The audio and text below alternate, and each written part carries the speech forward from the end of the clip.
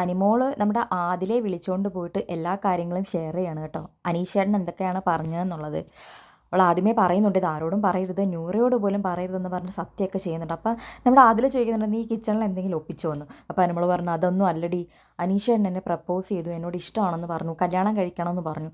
അപ്പോൾ അതിൽ പറഞ്ഞു, ഏയ് ചുമ്മാ ചുമ്മാ പറഞ്ഞായിരിക്കും. അപ്പോൾ അനുമോൾ പറഞ്ഞു, അല്ലടി സത്യമായിട്ടും പറഞ്ഞതാണ്, അനീഷേട്ടന് അങ്ങനെ എൻ്റെ അടുത്ത് പറഞ്ഞു, അത് പ്രാങ്ക് ഒന്നും അല്ല എന്നൊക്കെ പറയണം അനുമോൾ.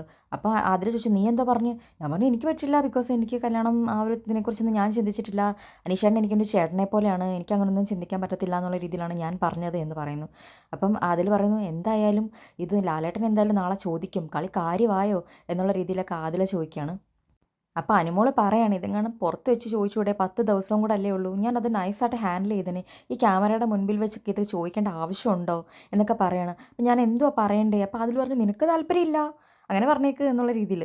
അപ്പോൾ അനുമോള് പറയുന്നുണ്ട്, ഞാൻ എൻ്റെ ചേട്ടനെ പോലെയാണ് കണ്ടത്, പക്ഷേ കുറച്ച് ദിവസങ്ങളായിട്ട് പുള്ളിക്ക് നല്ല മാറ്റമുണ്ട്, എന്നോട് ഞാൻ കുളിച്ചിട്ട് വരാം, ഞാൻ ചായ കുടിച്ചിട്ട് വരാം, ഞാൻ അത് ചെയ്തിട്ട് വരാം എന്നൊക്കെ പറയുന്നുണ്ട്.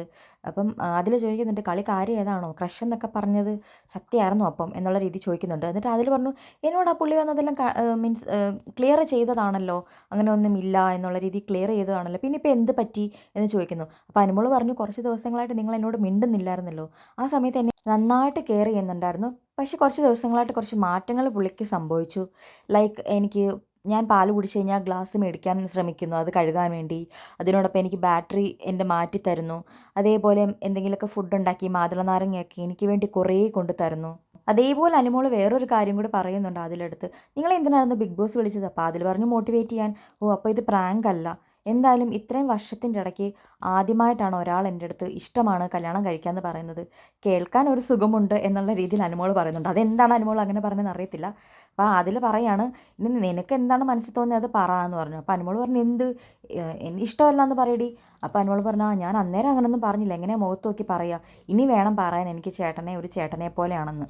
അതേപോലെ അവർ പറയാണ്, പുള്ളി പണ്ടത്തെ പോലെ ഒന്നുമല്ല, ഇപ്പോൾ ഒത്തിരി അയഞ്ഞു, എല്ലാവരോടും ഭയങ്കര കെയറിങ് ആണ്, കിച്ചണിലൊക്കെ വന്ന് ഒരുപാട് ഹെൽപ്പ് ചോദിക്കും.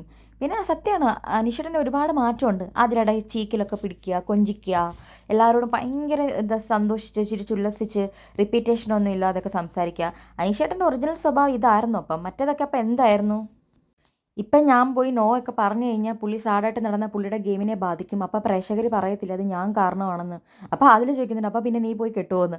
അപ്പോൾ അനുമോൾ പറഞ്ഞു, അയ്യോ ഇല്ല, ഞാൻ കെട്ടത്തില്ല എന്ന് പറഞ്ഞു. അപ്പോൾ അതിൽ പറയുന്നുണ്ട്, നീ എന്തായാലും 2 വർഷം കഴിഞ്ഞേ കെട്ടത്തുള്ളൂ എന്നൊന്നും പുള്ളിയുടെ അടുത്ത് പറയണ്ട, പുള്ളി 2 വർഷം കൂടെ നിനക്ക് വേണ്ടി വെയിറ്റ് ചെയ്താൽ നീ എന്ത് ചെയ്യും എന്നൊക്കെ ചോദിക്കുന്നുണ്ട്.